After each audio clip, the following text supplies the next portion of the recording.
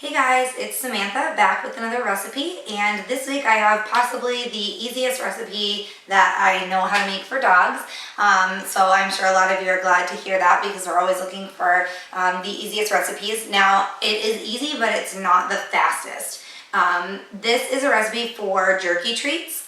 We have a boxer. If you've seen some of my product reviews, she does not like biscuit treats at all. She doesn't like any treats that are hard and crunchy. So we stay away from those, and I do jerky treats for her. Now today I'm going to do chicken jerky treats, but keep in mind that you can use any protein source that you want. So if you want to use beef, if you want to use something that's a little less common, if your dog has some sensitivities and you want to use say goat or venison. I live here in Maine and we have a lot of different seasons for hunting different animals. We hunt moose, we hunt bear, deer, and I have used all of those meats to feed my animals. So you can use really any protein source that you want. What you're going to do is start out, I cover my cookie sheet in tin foil. You don't have to do that. That's just something I do to make it a little bit easier to clean up. So you have your cookie sheet. If you choose to cover it in tin foil, that's fine. You're going to spray it with a non-stick cooking spray. We use canola oil is what we choose, but you can use anything. You can rub it with some. If you'd rather use like 100% natural, you can go ahead and just rub it on there, but make sure it's coated with something so it's not going to stick. And then I've cut up a chicken breast into slices horizontally, and you want to do as thin as possible. So I have these nice thin slices, and you just lay them out on your cookie sheet. It's really simple. You'll see that I have some kind of funky slices because I don't like to waste anything. So if there's little teeny pieces that get cut off, I just go ahead and use those too. I have heard people say that they use these instead of raw hides. I don't find that beneficial. The reason that I use chewing treats, we don't use raw hides, we use bully sticks, but the reason that I use treats like that is to give my dog something to do, and I want it to be time consuming. These jerky treats aren't that time consuming.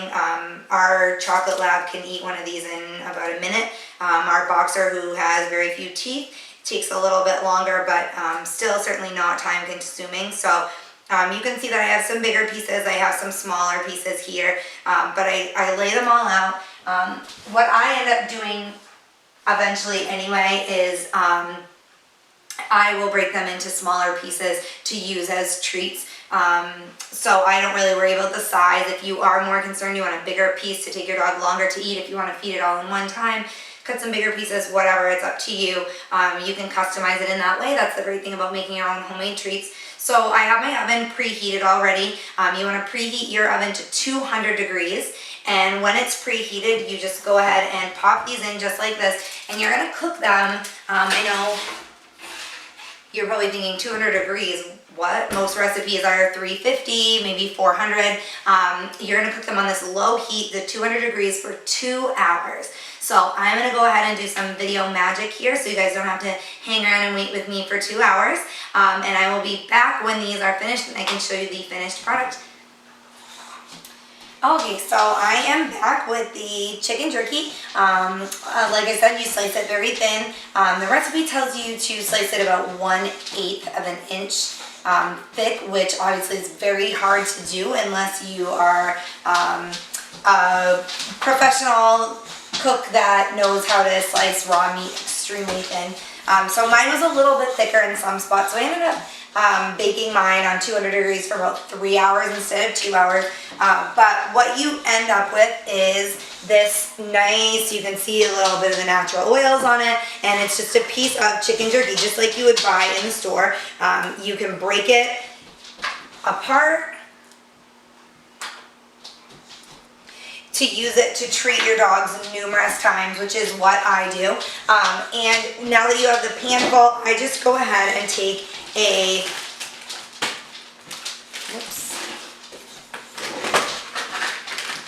I take a bag that zippers closed. And so here are my dogs are down here just waiting for one because they know that it's coming. So there you go, Seeds. I know you guys can't see them, but they patiently wait because they can smell it and they know what this is.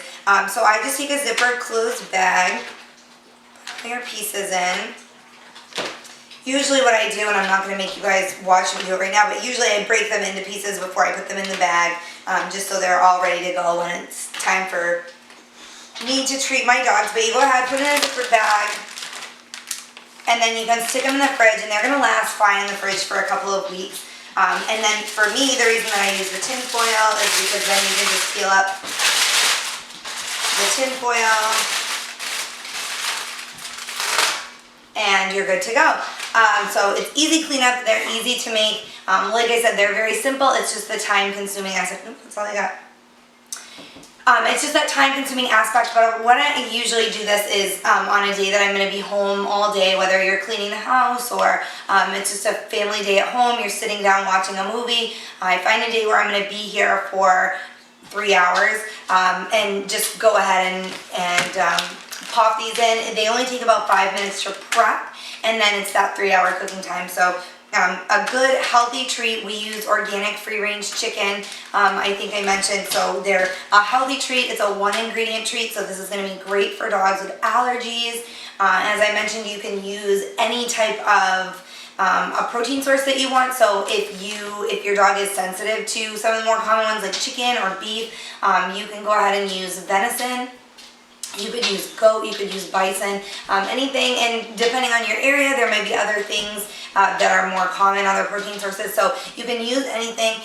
You can do it in the oven. The reason that I do it in the oven is because we don't have a dehydrator. If you have a dehydrator, that would be even easier because you can go ahead and slice it thin just the way that you would for the oven, but stick it in the dehydrator, so that would probably take less time for you. So that's something to be thinking of if it's something that you're either going to do all the time or it's something if you already own a dehydrator. That would be a super easy, super healthy treat for your dog.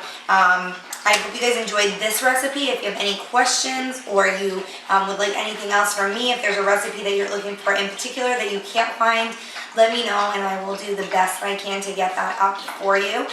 You can find us on our social media pages on Facebook, Google+, Twitter. You can follow us on YouTube, subscribe to our channel, Top Dog Tips, and you will get all my latest recipes. I do product reviews, how-to videos, comparison videos of products, so you'll get those as soon as they're published if you subscribe to our channel. And of course you can find us on TopDogTips.com. You can find my email there. It's Samantha@TopDogTips.com. Send me a message if you have any questions or if you have, like I said, any product reviews or any recipes, any how-to videos, anything you'd like to see that you can't find on the site, be sure you send that to me and I will do the best that I can to get that on for you. So thanks a lot, guys. I hope you loved this recipe and I will see you back next week.